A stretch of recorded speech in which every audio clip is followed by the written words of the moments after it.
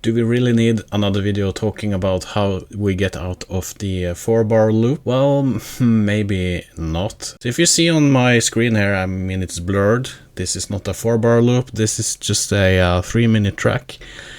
But the track there is basically a 4-bar loop. A few weeks ago I started thinking, how can I try to improve my music production without adding more and more stuff? And I was thinking, well, maybe I should try focusing on actually getting the bass idea as good as humanly possible until you start adding more and more layers. Actually, I wanted to challenge myself and actually try to make the bass idea almost as good as I don't need to add much other things to that bass idea. It can kind of stand on its own. And I think I have kind of gotten to that part in the track I'm working on here now. And I'm not finished with the track, but I just wanted to make this video, show you my thinking process in terms of making things more minimalistic, trying to simplify things and make it easier for you. Hopefully in the end a better track comes out of it. So let's switch over to Ableton, see what we got here. So for you that know me, you know that I am focusing on EDM type of music, and in that type of music we of course use synthesizers and kicks and some percussion, but I just wanted to start with the melody, and this is just played by Diva here. And I'm going to go through these effects later on here, but this is actually the 4-bar loop. It's the main idea, and I'm just going to play it. You can skip it if you want, but this is basically the track.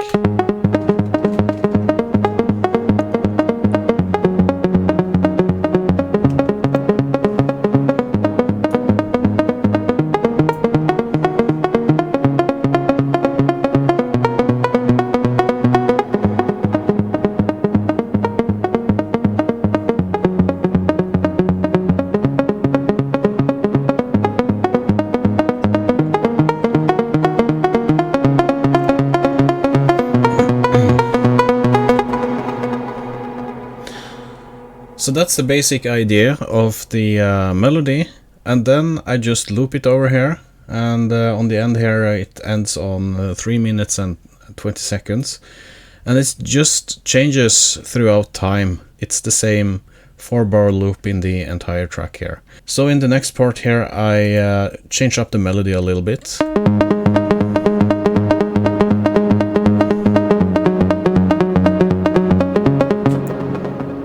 And we do some, the automation here is the cutoff, so it's adjusting the cutoff a little bit, just to add some tension.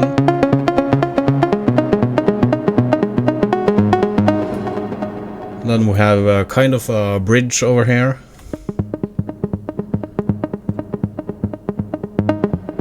So notice I'm just playing the lead melody, nothing else. And I'm just using automation to give it some movement.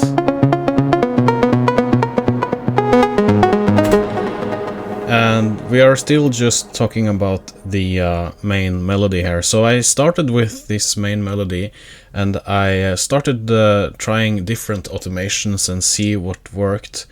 And I just took the I took the 4-bar loop, or whatever you will call it, duplicated it to a 3-minute track. As you can see here, I have a lot of effects on this pluck. So the pluck starts with Diva, which is a synthesizer I use in all of my productions actually, and then it's just automated with different things here. Under MIDI effects and velocity, it just adds some random velocity on the notes, and I set it to 22% random, and it will just give it some more human feel. It doesn't sound that much static. Envelope MIDI I will get back to, but then again we have some compression going on. This is just some basic compression. Saturator with the digital clip setting here, just to give it some more grit. Just to change up the sound a little bit, because I think it sounded a little bit too clean. In this case I'm using the Echo Boy directly on the track here. Some EQing, taking off some of the low end, some resonance around here, and then, yeah, some of the absolute highest end here. Using LFO tool for some slight side changing to the kick. The LFO here. So this is something that's a little interesting. So if you take a look at Diva, I am actually using the LFO here. So when we have the bridge here, so we have the same melody, right? So we have the bridge going here, and just take a look at the LFO here and the LFO slider on the synth.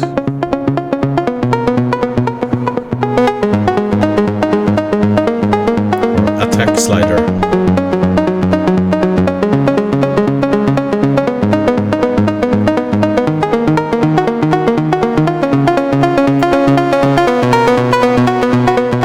So this is just another subtle change that's happening here when the bridge is done and we get to the end here. I'm using just the LFO tool here to control the attack on the synthesizer envelope, just to give some more variation to the sound and just to change up the actual sound. Instead of, for example, adding more tracks, I'm just changing the main motif over time to try to keep it interesting and not too boring, if that makes any sense. So it's just a small amount of things like this over time over each track that kind of makes it unique and can help you keep that minimalism, I think, without making it sound boring. So eventually I thought, well, okay, I have done enough here, I can perhaps do more, but it's a EDM track, so we need a kick, right? So I had to add a kick, and it sounds like that.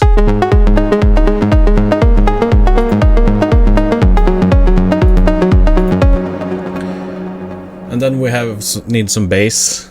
Added some simple bass.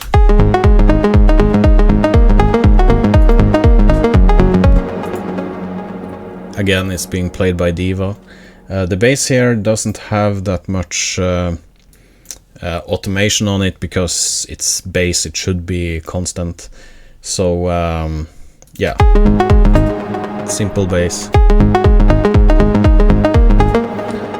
Then we have some mid bass here, and again, I don't really like the mid bass how it sounds now. I can turn up the volume a little bit. So it's mixed in pretty low because I kind of didn't like it, so I guess I have to replace it. This is a trick I picked up on TikTok, actually. Wouldn't you know, browsing TikTok actually does something. But it was this producer called, this Swedish producer called Dada Life. He showed a trick which you can use this envelope MIDI tool, and you can use that to control the Redux here. There's another little thing for you here. So if we just listen to the Redux without any automation, it adds a kind of sizzle. I don't know why this dry wet doesn't, maybe it isn't because it isn't mapped. Okay. You get this kind of sizzle on the top. You hear that?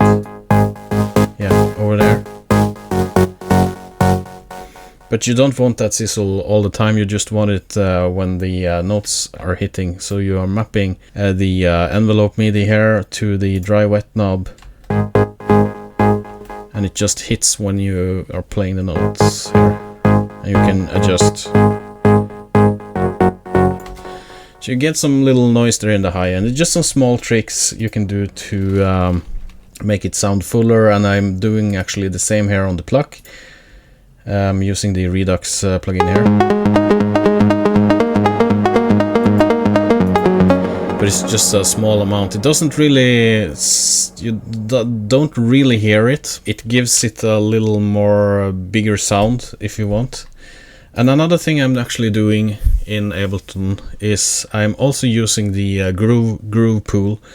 So I'm adding a groove to these clips here, and I'm just changing and quantizing and changing the timing here so it gets this swing sound.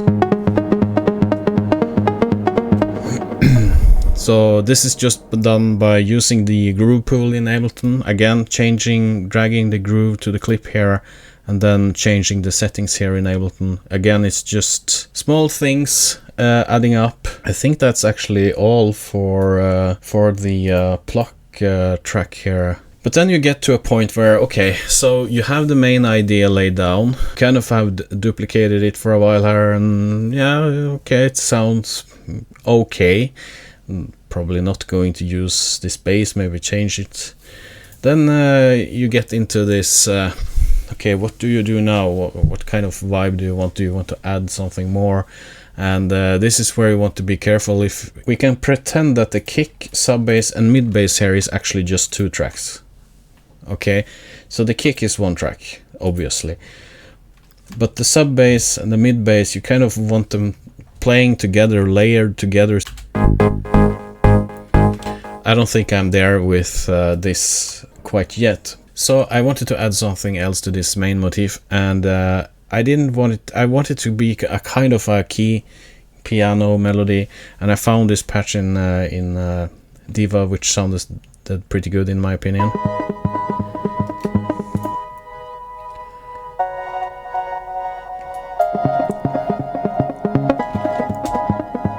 So what I'm doing here, it's the break. So I'm reducing the cutoff on the main part here, so you just hear a little bit of it in the background.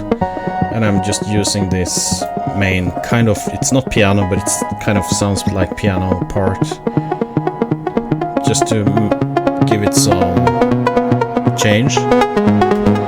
Then I remove the piano part here, and then I up the cutoff on the main part played by Diva, and then I have another part here being played by the Moog synthesizer, which is a it's just kind of atmospheric in the background.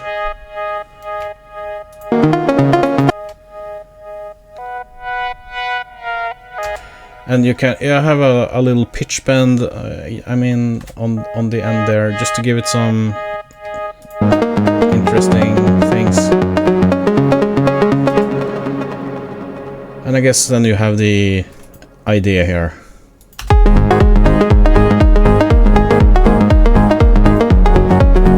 Reduce this one.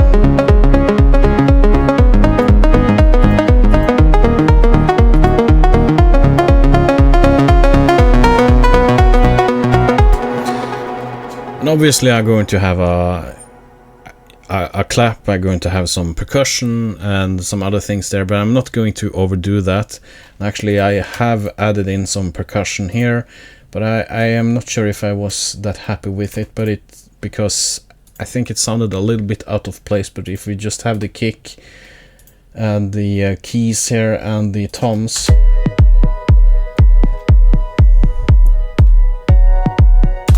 it's a little bit too sharp, so but I have tried to EQ it down, but I'm not really getting it in this track, so I don't think these are actually fitting this track.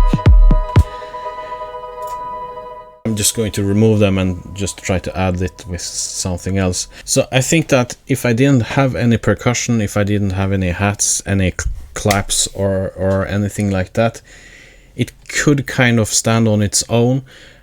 Obviously I'm going to add that later on, but now I have the main idea laid out, and it's actually a 4-bar loop. It's more or less. It's the same thing going on for 3 minutes, and I'm just changing automation. I am turning on effects in specific parts of the track. I'm automating those effects. Automating the attack on the synthesizer. You can automate other things. You can automate, for example, unison. You can automate the oscillator waveform. I mean, you can automate anything and still just live in that track. And so when you have that part done, you can try adding other stuff, and you realize that, well, maybe I don't have to add something else. Maybe I just have to add a little sizzle on the top, or something like that. So whether you're watching Venus Theory or me or whatever people telling you how to get out of the 4-bar loop, I honestly don't know, but I did this and it kind of helped, I guess. I have a new video there or there. Watch it if you have the time. That really helps this channel. Take care and goodbye.